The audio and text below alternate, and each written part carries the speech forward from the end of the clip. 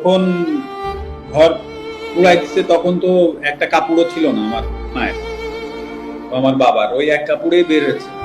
নড়াইলের মানুষের বিরুদ্ধে আর বিচার চাইবো না, তো যেটা হয়ে গেছে যেটা হয়ে গেছে। পরে আমাদের বাসায় প্রথম চান্সে কেউ কিছু বলেনি, দ্বিতীয় চান্সে আবার এক দল এসেছে, তারা কয়েকটা ইট পাটকেল মেরেছে।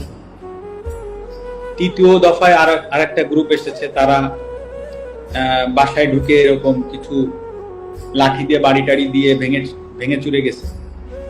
চতুর্থ দফায় আর কি, ঠিক মাগরিবের আজানের হয়তো বা আধা ঘন্টা আগে, ওই ওই সময় যারা আসছে চতুর্থ দফায়, ওই সময় এসে আসলে এই ঘটনাগুলো করেছে। লাস্টে ভেঙে চুরে সব, তারপরে হচ্ছে আগুন দিয়ে দিচ্ছে। টেস্ট ম্যাচের যখন খেলেছি, ওই সুভিনিয়ার গুলো বা বিভিন্ন সময় সিরিজ জয়ের কিছু সুভিনিয়ার ওই বাসায় ছিল। তো অনেকেই বলেছে যে বাড়িটার আসলে এখন তুমি চাইলে, বা আমার বাবাকে বলেছে যে আপনি একটা মামলা করে রাখতে পারেন, কে বা কারা, অনেক অনেক ভিডিও টিডিও তো আছে, দেখেছি। আমি বলেছি যে না, আমি আমার বাবাকেও বলে দিয়েছি যে এটার কোনো বিচার বর্তমান সরকার বা যারাই আসুক বা যারাই থাকুক বা আসুক, হ্যাঁ, তাদের কাছে আমি এটা নিয়ে কোনো বিচার চাইব।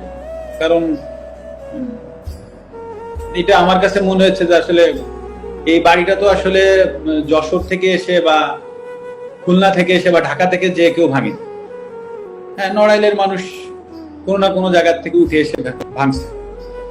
তো আসলে আমি নড়াইলের মানুষের বিরুদ্ধে আর বিচার চাইবো না, তো যেটা হয়ে গেছে যেটা হয়ে গেছে।